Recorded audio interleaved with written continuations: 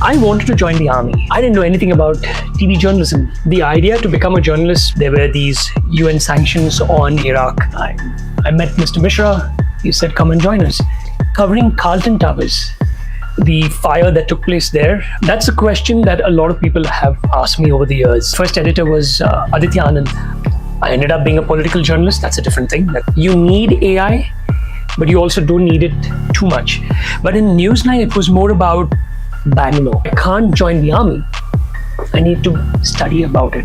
From News9, I got the chance to cover it. But TV is not doing it.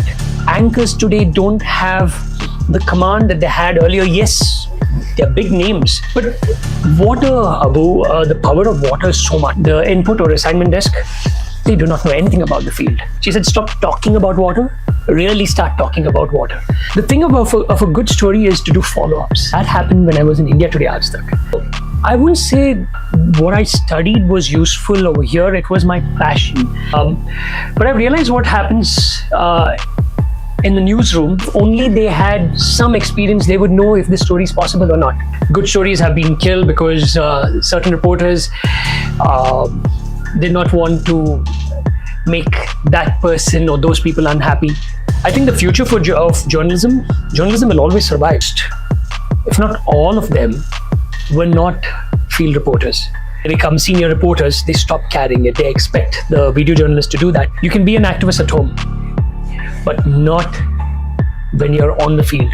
Personally, I don't watch TV anymore. You keep your ideologies at home, you keep your emotions at home, and when you come over here, you're a journalist. You focus only on your story. You go back and take all that.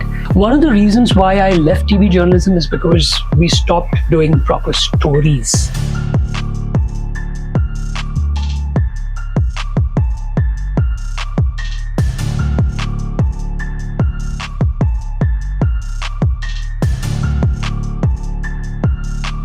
Thank you very much, Nolan Pinto, for talking to dailysalardigital. My first question to you is, what made you to get into journalism? Well, thank you, Abu, for having me over here. That's a question that a lot of people have asked me over the years. If I have to truly answer you, it was the idea to become a journalist could be when I was in school. So part of my schooling was in Kuwait. And that was the time when there were these UN sanctions on Iraq. And you had what was known as embedded journalists. Some of them were like Christiana Amanpour and from CNN and from the BBC. So that is what actually got me interested in journalism. Seeing these journalists covering wars, defense journalists basically. I ended up being a political journalist. That's a different thing. That's a different story. You know about that. But I used to watch them cover wars and defense and being with the armed forces, and I was like, okay, I want to be that. Then we came back to India, took up journalism, of course. But being a TV journalist, how I got into that was very different, because initially when I came back over here, I started with Midday, which was a tabloid. And my first editor was Aditya Anand. I remember the type of stories he wanted us to do was very interesting. He said, don't look at a story that everyone's covering. Try and find a different angle from it. And this is what you taught me as well when in News9. But it was covering Carlton Towers, the fire that took place there. And Sakshi was a journalist, an anchor in News9. And she saw me reporting. I remember when I had applied for News9, and then she said, why are you doing phonos? And I didn't know the concept of phonos. I was just giving information to the Mumbai desk of Midday. And that's how it happened. I met Mr. Mishra. He said, come and join us. I didn't know anything about TV journalism. May 3rd, 2010 is when I actually joined News9. And I remember in 2-3 days' time, I'm out there reporting. So TV journalism just happened, actually. But I wanted to be a TV journalist, but to cover defense. I ended up covering the Metro Beat, civic, crime, entertainment, politics, natural disasters. Because from News9, I went to India Today. And then from India Today, I joined South First as a digital journalist. So yeah, that's how it happened. Pinto, you did your master's in MLET in War Studies. How was this? Like, you had a passion towards that from the childhood. What made you to get into that war studies, basically? So I wanted to join the army. Okay, that was my first priority. And somewhere in college, I had a back injury, so I understood that I can't even join the OTA or for short service commission because you need to have a proper back. And with the injury, there was no chance. I mean, I would have passed the entrance test, but I would have failed or flunked the physical test. So I decided if I can't join the army, I need to study about it. And that's when I went to Glasgow. So I did this MLit in War Studies, which is military history. This was European and American military history. So that's how it happened. But I said, okay, fine. I've studied this. Why not get into journalism? Because my bachelor's was in journalism as a defense journalist. Then I realized you have to go to Delhi to do this. I said, okay, maybe let's see what happens. And like I mentioned earlier, I came here to Bengaluru. I came to Mysore, then to Bengaluru, but I became a political journalist. But you also did some journalism, defense stories. I did. Yeah. Whatever was possible right Was here in it useful Bengaluru. that the education, what you did in war studies? It did help. So I wouldn't say what I studied was useful over here. It was my passion. I would read up on defense stories. I would read up on what's happening in the armed forces. So this is one thing I would also want to tell others. Sometimes what you study may or may not be useful in your career, but it's your passion. It's on the things that you do on your own. Like if I needed to know about what's happening in the armed forces, I would keep track of what's happening on a daily basis from various websites, from newspapers. I would follow on X, earlier it was Twitter, big journalists. Shiva Arur was one of them. I mean, he would really bring in good stories. On defense. On defense, yes, from Live Fist. I would follow him on a regular basis, whatever he tweeted then. But the point is, what I'm trying to make is, it's your passion to keep track of things that are happening, and that's what helped me. For example, the maximum that we could cover over here was HAL, but HAL has a lot of things going on. I remember the LCA, way before it actually came out, from News 9, I got the chance to cover it. This is just before I joined India Today Aaj. So I got the chance to actually go there. The LCA was not yet that is the IOC, the initial operation. So before they actually inaugurated it or brought it out, I got a chance to see what it was inside, how they were manufacturing it. It was very different. So it's your passion. And apart from Major, you did also cover aero shows. I did a lot of aero shows. In fact, from 2011, I think, 11, 12, 13, 15, 17, 19, 21, all the aero shows. But again, what really helped me is because of the passion to understand what is happening in the armed forces. And it's not just what's happening in the armed forces. I also studied each weapon system, tried to figure out what's this weapon system, what it can do, who makes it, how is it built, do we have it, who's using it, what do our competitors have, what do our enemies have, are these better than them, or how do you counter these weapon systems? So you do a lot of these things. So as a reporter, it really helped me to report because I knew these things. When you know it, it's easier for you to talk about it or speak about it. Otherwise, you'll just be fapping. Your first television job was News 9. Yes. So when you had appeared for the interview, did you specifically mention this is my interest? None. I didn't mention anything. None of these questions were asked. Okay, so what was the question asked to you? You really want to know? Yeah. I forget, but I think we spoke about apples and oranges. Okay. Yeah. Okay, how did things change in News 9 for you? Because you had that passion towards defense and, and how did things change for you? You were more into political stories and all that. Was it able to manage for you, understanding the politics? Because you had that passion towards... Being a true political journalist or a reporter that happened when I was in India Today Aaj. But in News 9, it was more about Bangalore or Bengaluru, covering the city. And I enjoyed it because that was about human interest stories. I realized, especially when News 9 then started, we were one of the first batch of reporters, the type of stories we did for Big Bang were, were stories that could change people's lives. It could look mundane, from the roads were bad over here, or maybe, they were not getting water. But the point is, we did those stories. An impact. The cooperators came. Yes, that was the first BBMP elections in 2010.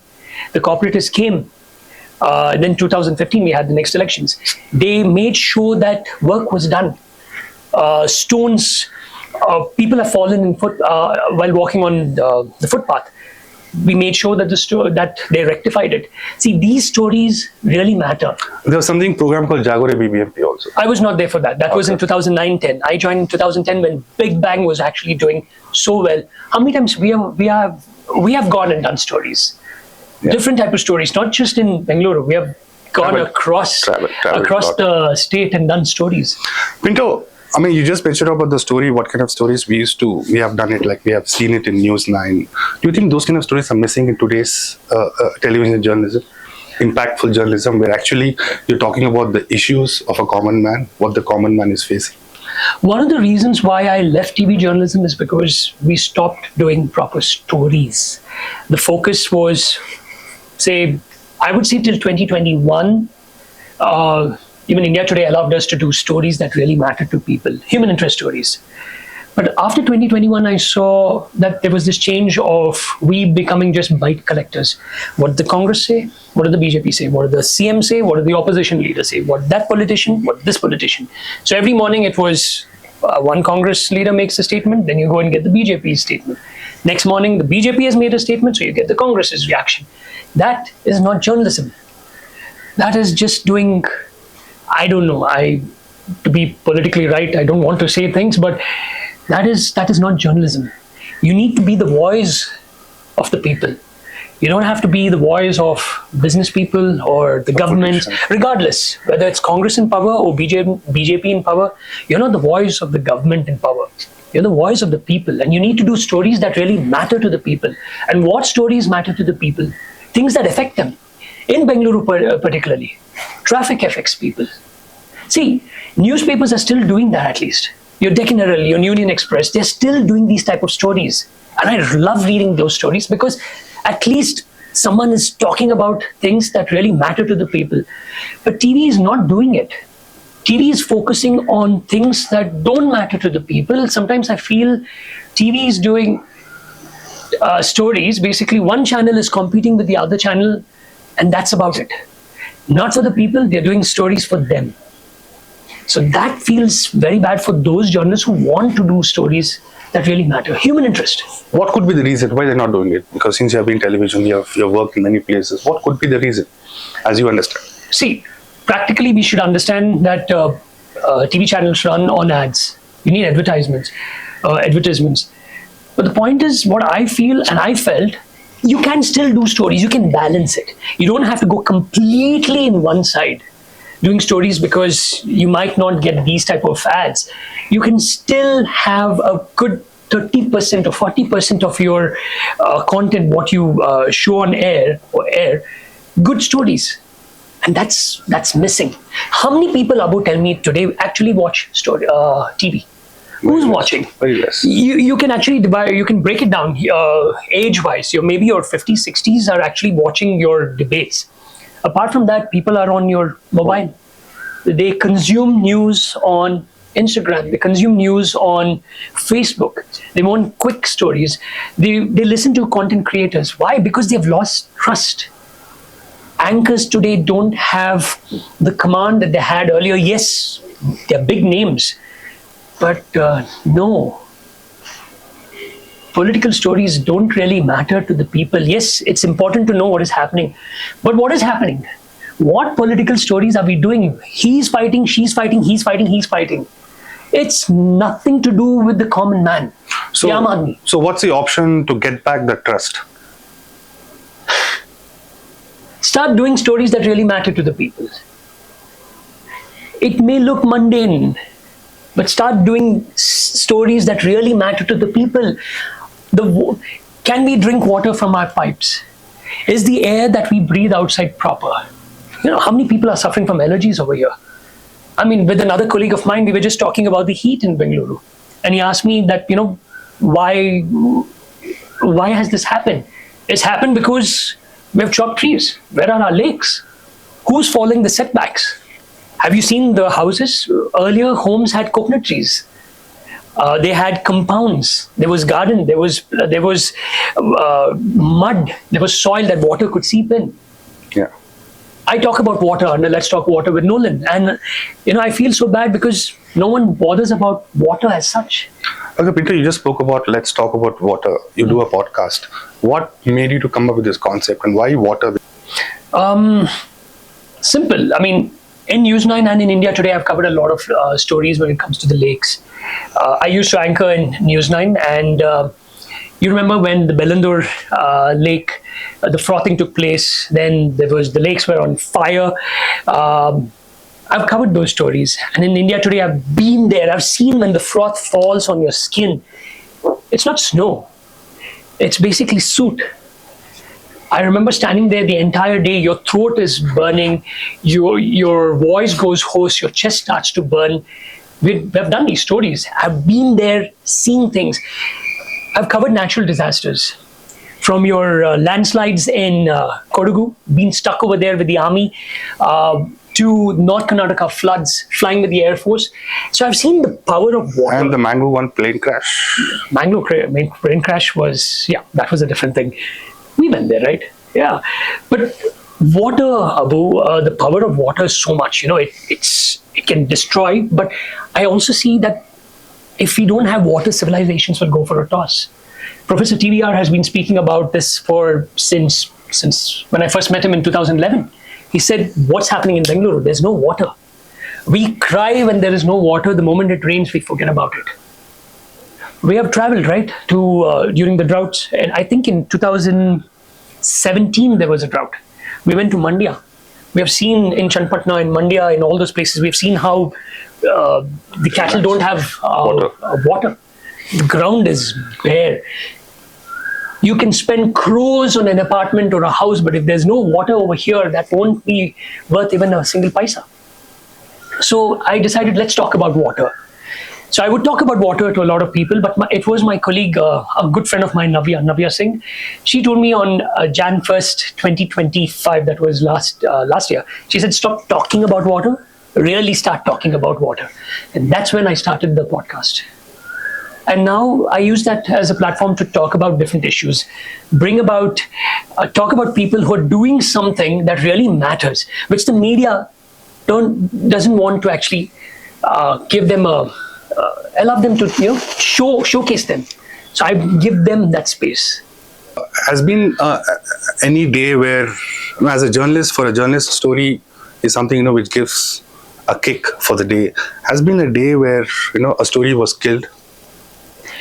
See, TV journalism is really awesome. I loved being a TV journalist, and everything is not bad. You still do a lot of good stories. You still do a lot of things that really matter. But when you're talking about those days which you feel disappointed, a lot. The thing of a good story is to do follow-ups. You do the story today, you have to follow up the next day or the next week, because you need to know that what you have done really matters. Things have changed for those people. But I've realized what happens in the newsroom. Most of the time they want new stories. Every day a new story, something very new.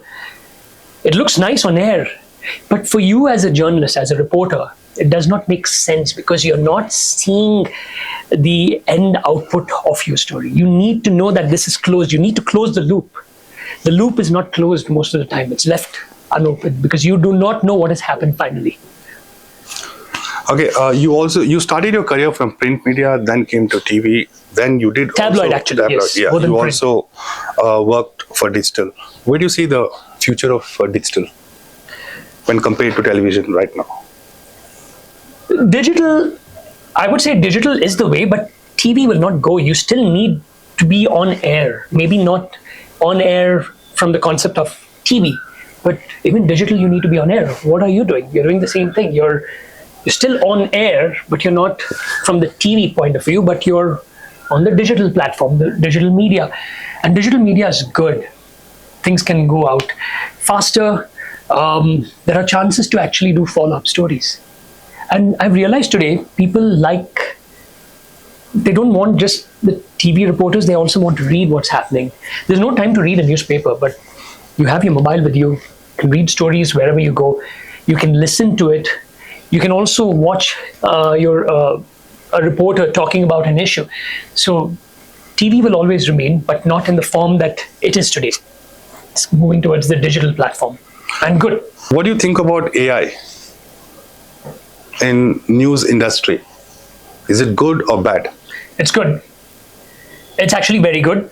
But sometimes I feel journalists will, okay, let's play it this way. You need AI, but you also don't need it too much. You need AI to help you with your stories, to understand your research here and there, but ultimately you still need the man over there, the reporter.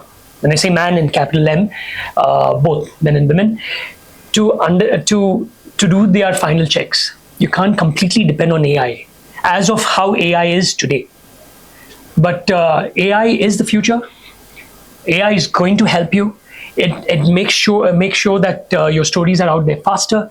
It helps you with researching. It helps you with understanding things. It also helps you with writing. For example, I'll give you a very simple example, captions. We would struggle with captions. I realized with AI, you give the information, your information. You don't ask AI to give you information. You give your information and ask AI to polish it. But ultimately, it's your brains first, and AI helps you. Okay, how important are digital platforms like YouTube, Instagram for a journalist? Very important. You get your news from there. Earlier, I would focus on Twitter, now X, to get my information. Then later on, I figured it was LinkedIn, Instagram, Facebook. Not much. I've seen Facebook going, but it's I would say X, Instagram, and LinkedIn. These three platforms are very, very important for any journalist, even for budding journalists. You get your information over here because people are talking about things. People post things over there. Most of the issues in Bangalore, when you're talking about your auto issues, people immediately put it up on Instagram. So if you don't keep track of Instagram, you're losing out. But the other side, the disadvantage is the fake news. How do you counter that? That's the thing. You need your sources. A journalist cannot do without his or her sources. AI can help. And AI in its current form, yes, it's still working. But I think in the next few years, and AI is learning fast, we'll be able to figure out if this is fake news or not. But you still need the man. You still need your sources. That will never go. Have you ever had to compromise with your story? Lots of times. Good stories have been killed because certain reporters wouldn't want to lose their clout. Good stories have been killed because certain reporters did not want to make that person or those people unhappy. So you're a cub reporter, then you don't know what to do. You're like, okay, fine. They're senior reporters, you can't do anything about it. But later on, you realize you fight for your story. You have to fight for your story. It's easy to say this now, but when you're there, it's very difficult. I want to ask you this. I usually ask many television reporters because there's a person called input. Yeah, as a department called input who sits there. Assignment. Do you think a person who sits in input, who assigns the stories, should he first be trained as a reporter, that he should understand the problem of a field reporter? Because it's very easy to call and tell them I need this story, but technically for a reporter, because being on field, it's not easy. Do you feel a person who sits in input should have that field reporting experience to understand the pain of a journalist? Abu, when in News9, I remember most of the input, not just News9 actually, even in India today, I realized most, if not all of them, were not field reporters. They were desk copy editors. They were deskies, basically, both. And they did not know what it was outside. I would say, I'm okay, keep them there. But your main head should always be someone who has been a field reporter, because he or she will know what it is, will know whether a story is possible, will know whether a story is not possible, will know what to do in case the reporters are finding it difficult, and will also know how to keep them safe. But as what I have felt, and all my colleagues, we were there and we would talk about this many a time, saying that if only they had some experience, they would know if this story is possible or not. And this is a problem that most of the TV reporters face.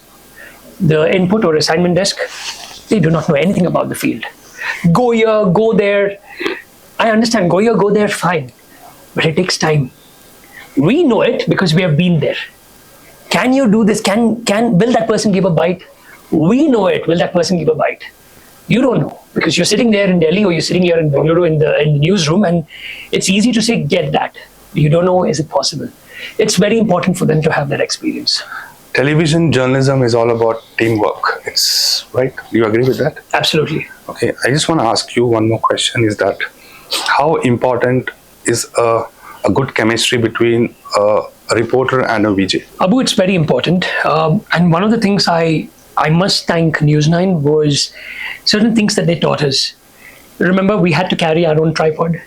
And I took that, I think most TV journalists do that, not all.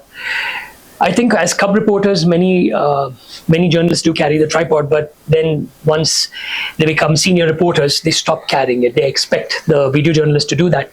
But I think carrying that tripod is very important because it sort of humbles you still. You know, the job of the video journalist is to shoot. Your job, yes, is to report, but that carrying that tripod really keeps you grounded, you can say. But I believe it is teamwork. You're not a print reporter or a print journalist.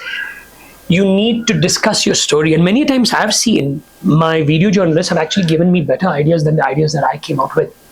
Where I would tell them, okay, this is what I want to do. And they would say, but you can also do it in this way. And then we would discuss it. We would get different ideas. We have done that.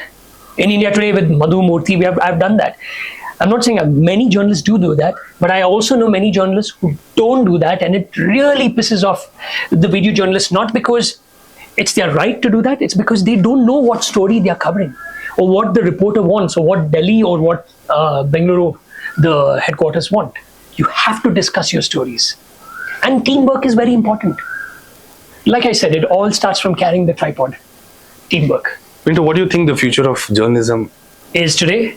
Today and maybe tomorrow? Personally, I don't watch TV anymore. I mean, watch, but not news anymore, because it's absolutely boring. The same thing. Everyone's fighting. Everyone is. I don't see any really good things happening for the people. No constructive debates don't take place. That's gone. They used to be. Even political stories, you can do it in a better way. And now it's all either one-sided, either all completely for the BJP or all completely for the Congress. That's not journalism. That's absolutely not journalism. I think the future of journalism will always survive, because what is the definition of journalism? It's to inform the people of what is happening. And that is what we studied. It's just changing. Content creators are informing. People are using Instagram to inform. You know, I feel sad because as of now, everyone believes that they're a journalist, but a journalist is very different. It takes a lot to be a journalist, not just, your mobile, you shoot, you yap. That's not a journalist. So you're a content creator. So what do you call them, people who have a phone? Today there's a misconception. People think that, you have a phone, you have a mic, just talk and you're a journalist. No, I'm nothing against them. I'm happy they're doing that. Do you think they need some basic... No, I'm happy they're doing that, Abu. At least, they're doing it, like I said, as a passion. Because they see something there and they want to talk about it. And they're informing. And that is journalism. Informing people of what is happening over there. But I think sometimes that grounding of basic etiquette, rules, those things are necessary. Because we know that these are the things that can be said, can't be said. Sometimes it's very difficult. They would say, what is journalism? We are informing you. We are informing the people of what's happening here. The road is bad. I'm going to take my mobile. I'm going to explain. I'm going to tell you. I mean, that is what we also do, right? But I think that, I don't know, it's very difficult sometimes. And I like what they're doing. Sometimes, I mean, it goes haywire, but I like what they're doing. At least they're telling people what journalists are supposed to be doing. People today who pick up their mobile and a mic are actually doing. So kudos to them. Can a journalist be an activist? So when I joined Midday, my then editor Aditya Anand told me, he said, you keep your ideologies at home, you keep your emotions at home, and when you come over here, you're a journalist. You focus only on your story, you go back and take all that. You can be an activist at home, but not when you're on the field. When you're writing your story, you're a journalist. When you're reporting on air, you're a journalist. When you put that down, your pen down, your mic down, you go back, you do whatever you want. You can be an activist. But on air, when you're writing your stories, remember something. Your job is to inform. You're not for them. You're not for them. It's a very thin line. But you must understand, you're not an activist. Today, many websites have become activists. They started as journalism websites. Many reporters have become activists for both sides. Many print journalists have become activists. Many editors believe that this is what it is, that activism. Let's put it this way. You can focus on a story. Say, for example, that you want to make sure that the lakes of Bengaluru are safe. You don't have to be an activist to do that. You can do stories. There's a difference. Activists are there on the ground yelling, screaming, and they're doing their job and they do it well. You're a journalist. You cover things. You figure out things. You use science. You question the government. You support the activists. You support them. You give them a voice. You don't become an activist. It's not our job. We are journalists. Pinto, what's your message for the upcoming journalists, like upcoming students who wants to build a career in journalism? I would tell my interns, don't join TV. I would actually tell them when they would come for the internship. But I would say, go give it a try. See things. Don't listen to what we say or are saying, because everyone's experience is very different. Go there. See how things are. You might enjoy it. And you never know, you might do things better than so many people. You might be the lucky person to mostly bring a change. But it's not how it was earlier. Journalism has changed. Earlier, like I said, we did a lot of human interest stories. Today, journalism has become extremely one-sided. Congress leaning will go to Congress leaning. BJP leaning will go to BJP leaning. We are journalists, for crying out loud. We have to be in the center. Our duty is to the people, for the people, not for any politician. Pinto, so far, overall, your print experience, your TV experience, what do you feel even today, like, when you think about it, which are the best stories which come to your mind? For me, there are many. For me, there are many. For you, I'm sure there are. There are so many, Abu. I mean, I really enjoyed being a TV journalist. Digital, yes, but as a TV journalist with both News9 and India Today, I covered so many good stories. Like I said, till 2021, I really enjoyed myself. The type of stories, traveling across Karnataka, traveling across South India, meeting so many different people. I mean, that's the best part of TV journalism. Every day there's something new. Being there when things are happening, that adrenaline rush. It's like being part of history. Seeing things firsthand when, like I said, your natural calamities, when landslides are taking place, flying with the air in helicopters, going in rescue boats. We have gone to Bandipur ourselves. Remember that? That elephant. I will never forget that incident when you said, okay, sit on this tusker. And I didn't know where to hold. And I didn't know that it's going to, stand. And I was like, that was the first time sitting there. I was scared. And you said there's only one take for the P2C. I'm holding on to its ears. Don't know if I'm going to fall. And you said there's one take, so I had to get it right. No, these are really interesting experiences. I want more than challenging. These are, it's fun.